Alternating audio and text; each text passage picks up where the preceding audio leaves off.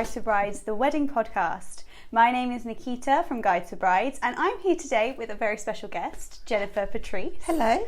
Jenny is here to talk to us all about making your wedding ceremony special. And I will let Jenny tell you all about what a celebrant is and what her role is in your day. And then we're going to talk a bit more about the way you can make it even more memorable and make your guests talk about it for years and years to come. So, Jenny, tell us, what is a celebrant? So, being a celebrant is the person that does the marrying. We are different from registrars in that we conduct a very personal service. So we take the client's love story and we turn it into their ceremony.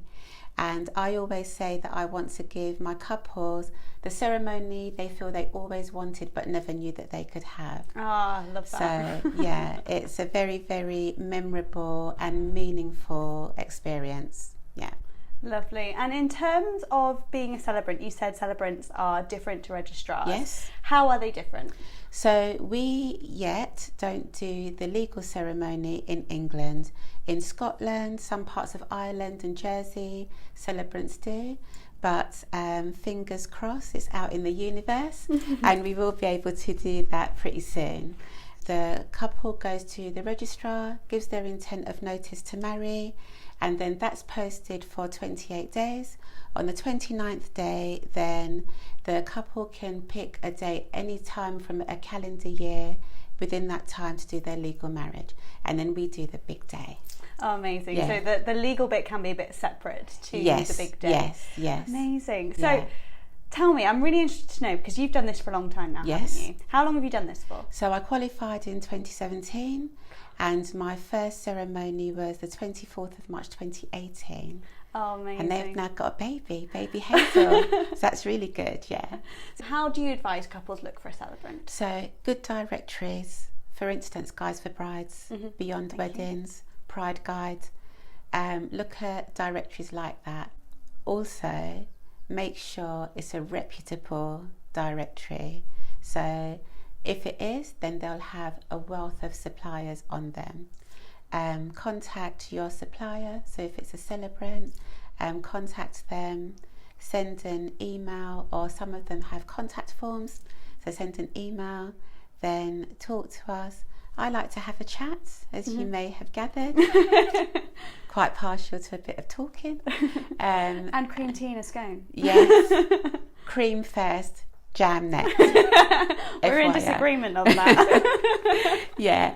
And then I find that it's easier to have a chat than an email because sometimes some of the nuances get lost in an email.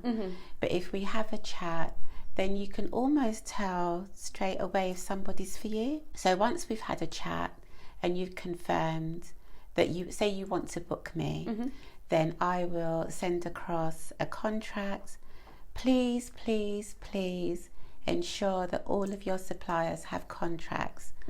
Don't pay anybody any money unless you've got a contract in place. Very good advice. Yeah. So I get you to sign a contract, sign a deposit to secure your date, and then we're off. Then we get to know each other. I learn your story. Sometimes you learn my story. I learn your story and I'm able to write that story for the ceremony. So I give you homework. You might not like it, but I give you homework. What kind of homework? So I like to know who your family is, because family can play a really important part in your ceremony. I'm one of those people that if you've got your parents and grandparents present, then I like them to take pride of place. So all of your guests will be seated first, and then your parents and grandparents will be seated next, so that they've got their time to shine, I like to say. So once your guests have been seated, then they'll have their walk up the aisle. Then I'll come, and then whoever's coming after me, whether that's the groom, bride, whoever it is, they'll come after me. It's important to add that you can still have a wedding party. So if you want a wedding party, however big that may be, you can still have them. You still can say your vows, as we discussed earlier. You still have an exchange of rings. You still sign a certificate. You know, all of these things that you think you may not be able to have, you can still have them. We'll inject a bit of fun, a bit of emotion. You know, children are really good for upstaging us, so include them if you want, you know, and yeah, it's a lovely, lovely thing. But then I'm biased. I'm biased, very biased. And in terms of, you've touched on it, building relationships with the friends and family that are really important to the couple. Yeah. How do you go about doing that? So I am very nosy. I ask who is who. Recently I did a wedding. Never met this couple before in my life. Turns out I'm related to the groom's family. So I always ask a lot of questions. Who's going to be in the wedding party, for instance? Have you got lots of siblings? Have you got friends that you've been friends with for years and years? I mean, my best friend, I've been friends with her since I was 11 years old. Wow. And so her 3 children are my godchildren. So find out little bits like that, you know. Have you just had children?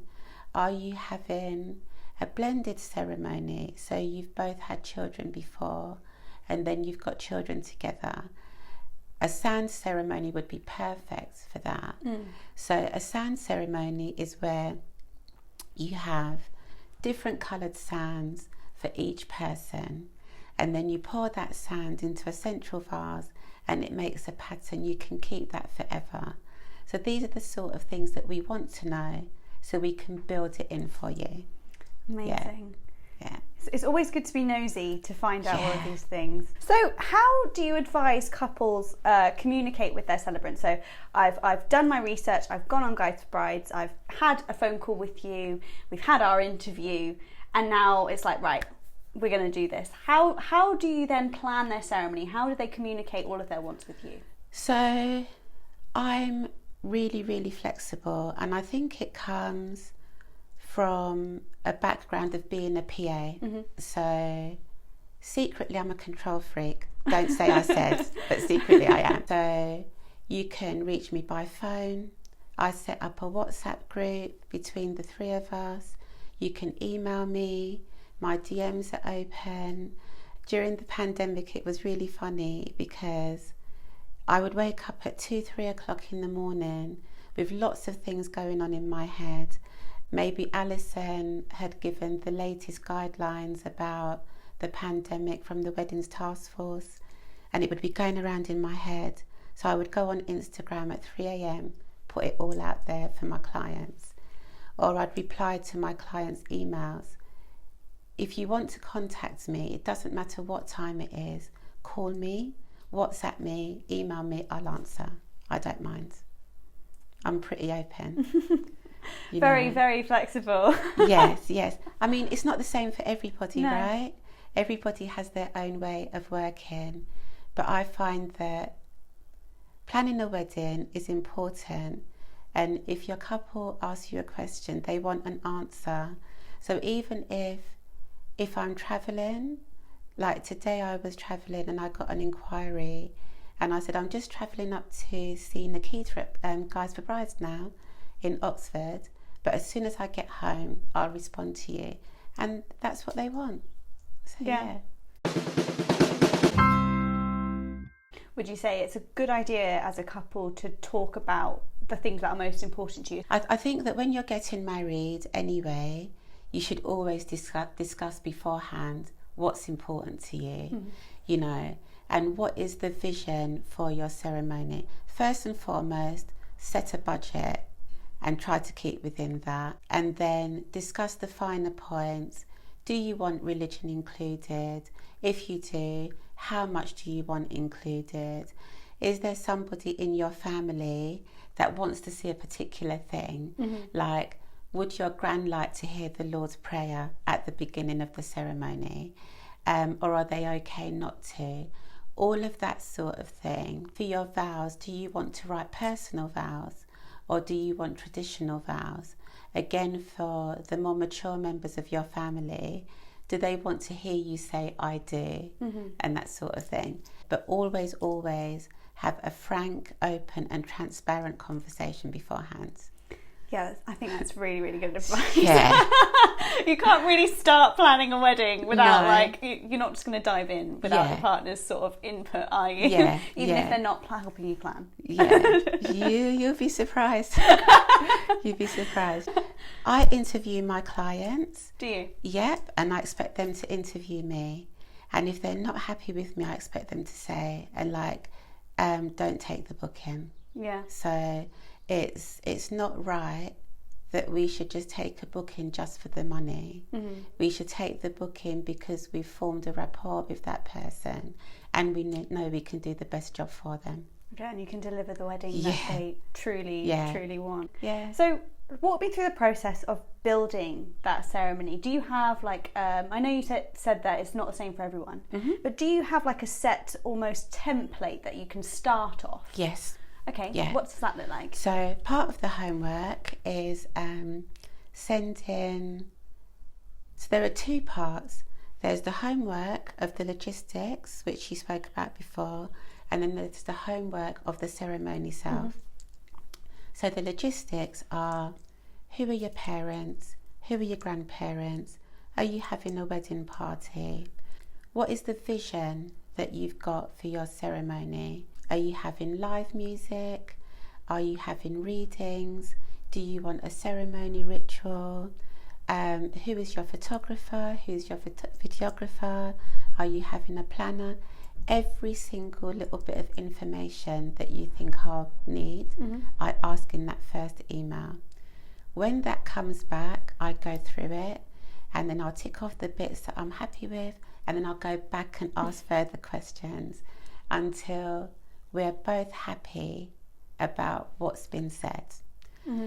Then for the ceremony itself, it's a questionnaire that I send separately to each party, and I ask them all about their journey from when they first met up until that point. And then I ask them not to share that, and then that's how I write the ceremony.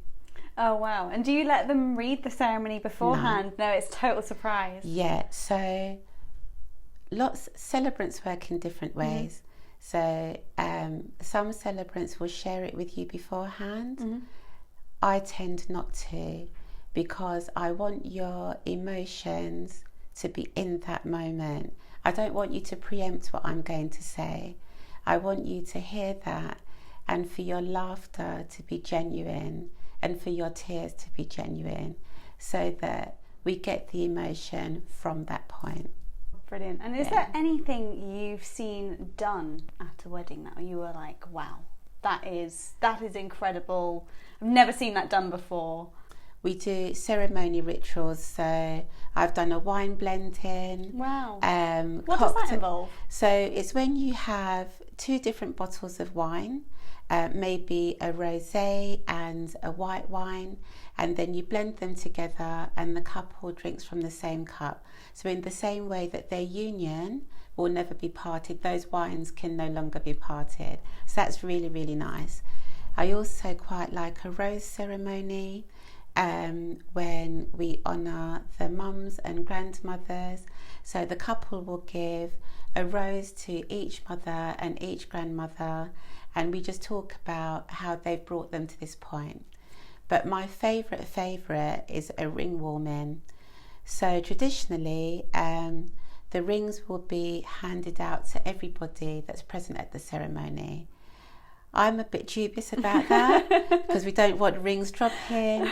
There'll be a joker somewhere that says, oh, I've lost the ring, and think it's really funny. It's not funny. But what I tend to do is involve the mums in that part. So I love that. I think it's really, really nice. And but there is a tea ceremony, jumping of the broom, breaking of the glass. There are lots of them that we can do.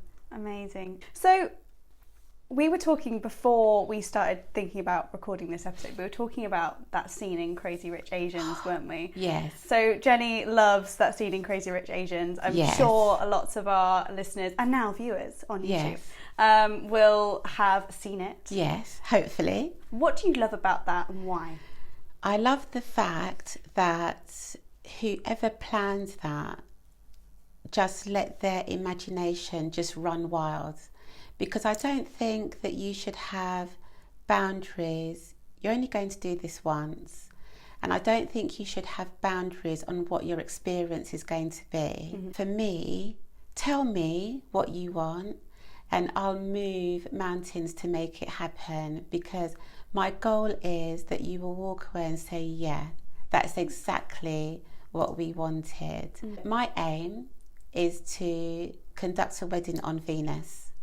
That's my aim. I want One day. Yeah, I want to reach for the stars, and I literally want to have the opportunity to conduct a wedding on Venus. And Walt Disney said, if it's in your imagination, you can bring it to fruition.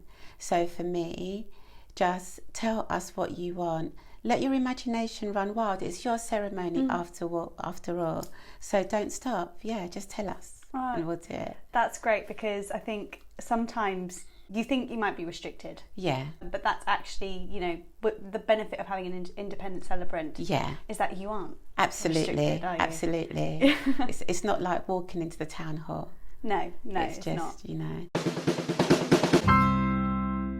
I did a wedding on Blair Tarn in the Lake District, and it was really funny because we got there and we were on a mountain actually, and then we heard this car horn honking and honking. I was thinking, what's going on here? And then when we looked round, this man had stopped. He was driving past and he'd round the window and said, congratulations. and it just goes to show that you can have whatever you want, wherever you want, and it's always going to have a celebration element to it. So yeah, really just go with it and have whatever you please. Yeah. Now, you've worked in some of the UK's most prestigious wedding venues. Let's talk like the Savoy, for example. Yeah. You worked there. Yeah. Can you tell us about some of those venues and what it's like to lead ceremonies? Everyone is different. Everyone has its own ambiance. And I like to write a little bit of the historical facts about the venue that we're in into the ceremonies. Okay. So for the Savoy, I write in about the Hollywood jet set, from Frank Sinatra and Elizabeth Taylor going there, having drinks in the cocktail bar. I think that you have a certain mindset when you go to a certain venue. So there's the Savoy, Blenheim Palace, Bodleian Library, which is just up the road, a private pod on the London Eye, the Wadhurst Castle where The Crown was filmed. So many different places. And again, do your research, find the place that is good for you, that can fit your budget, and just go with it. Can you tell me, obviously as an independent celebrant, you must deal with some fusion weddings, or what we like to call fusion weddings, where two cultures or two different religions, however you want to say it, the couple comes together. Do you have any advice for couples who might be in that situation, who might want to have some elements of their cultures reflected fairly, or some special moments that you can talk about? So funnily enough, I confirmed a booking just last night with a couple, and the bride is of Indian heritage and the groom is English, and I'm going to wear a sari. Oh, amazing. So, it really is, whatever your cultural heritage is, tell us what you want to include and we'll include it.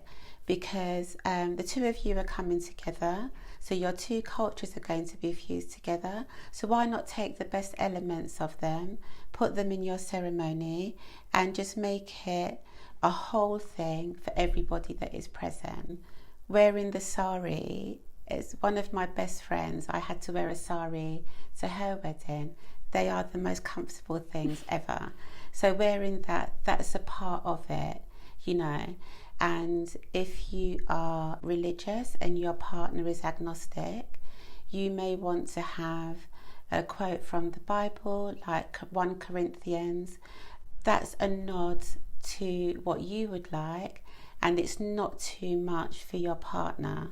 Right. So getting a fine balance is the best thing. Amazing. And you know, sometimes I think it's quite important for us to talk about couples in the LGBTQ plus community, because I think for them particularly sometimes it can be very difficult to plan a wedding. Yeah. Especially with things like readings and poems, sometimes having gendered language, which can be quite difficult to then choose because all the most well known and things your parents might recognise end up being not appropriate for you. Yeah. So do you have any advice for those couples, or are you able to help them find the kinds of readings and poems and songs that might be more appropriate? So I think that you should have whatever you choose.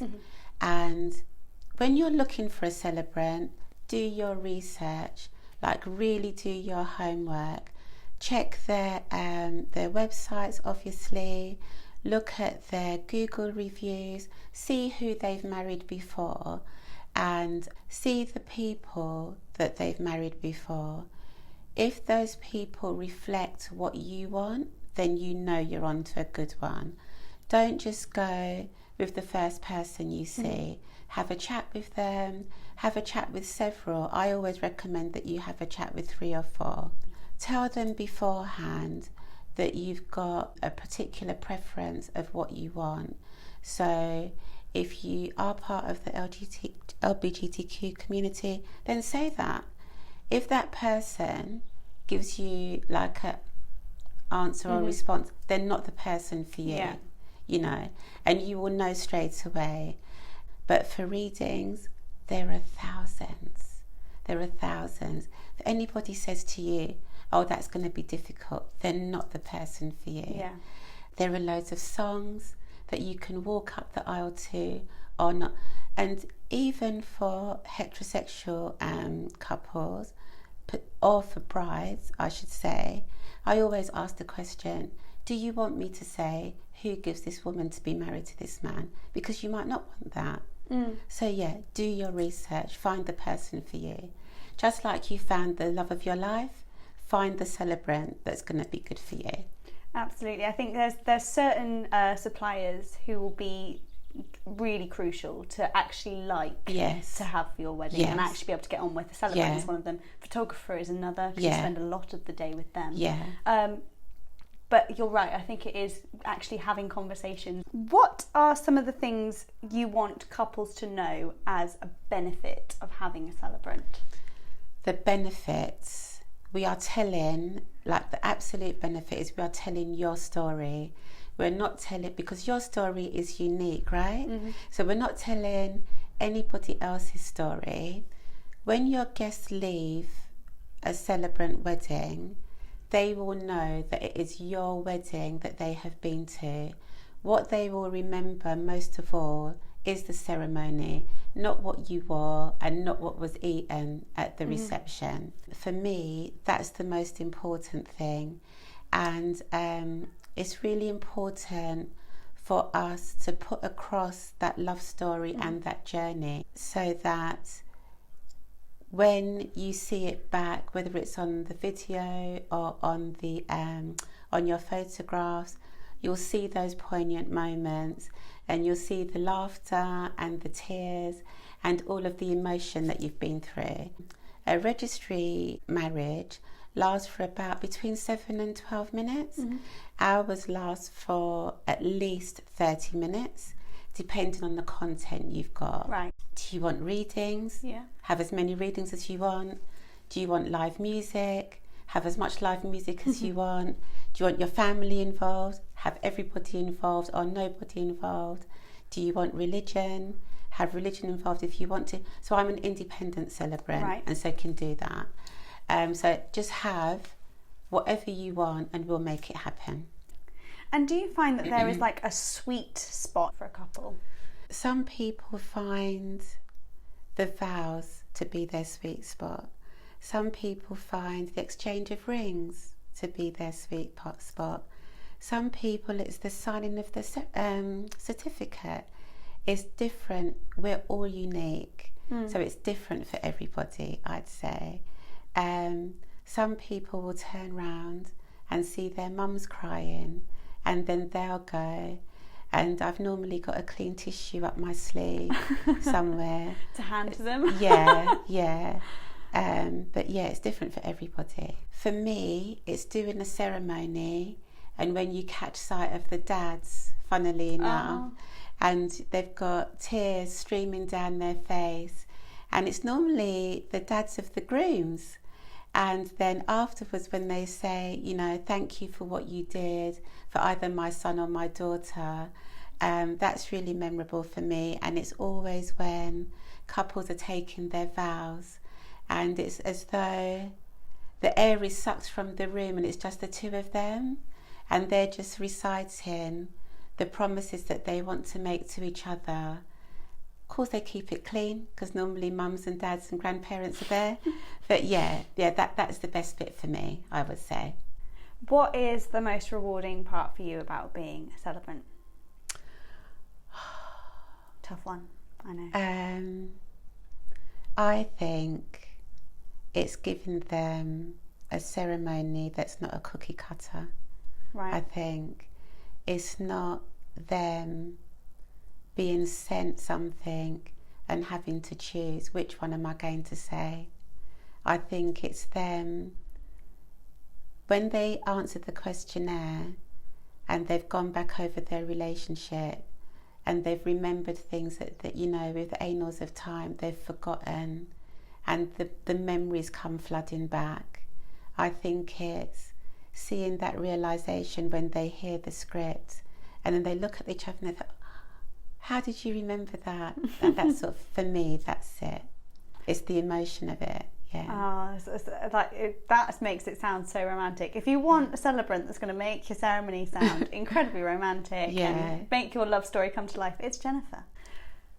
Jenny, thank you so much for coming to the podcast today and being our very first recorded podcast for YouTube. The perfect person to bring in for that. She always looks immaculate. In terms of what you offer, do you want to run through for the couples who are listening the kind of thing that you offer as a celebrant? Yep, so I do 2 packages, standard and premium. I will go anywhere you want. I do destination weddings. If you want just the 2 of you for an elopement ceremony, then let's just go. I will literally go wherever you want, do whatever you want, and just to make sure that you have the ceremony you always dreamt of but never knew you could have. That's what I'll do. You can find Jenny's listing on Guides to Brides linked in the show notes on guidesforbrides.co.uk, and we'll put it in the caption below as well. Jenny, once again, thank you so much for joining us on Guides to Brides, the wedding podcast. It's been an absolute pleasure talking to you. Last but not least, what is your best advice for couples who are planning their wedding right now? Get a celebrant. It's got to be the way. That's got to be the way. It's the way forward. Thanks, guys. Have a lovely rest of your day and happy wedding planning. Bye-bye.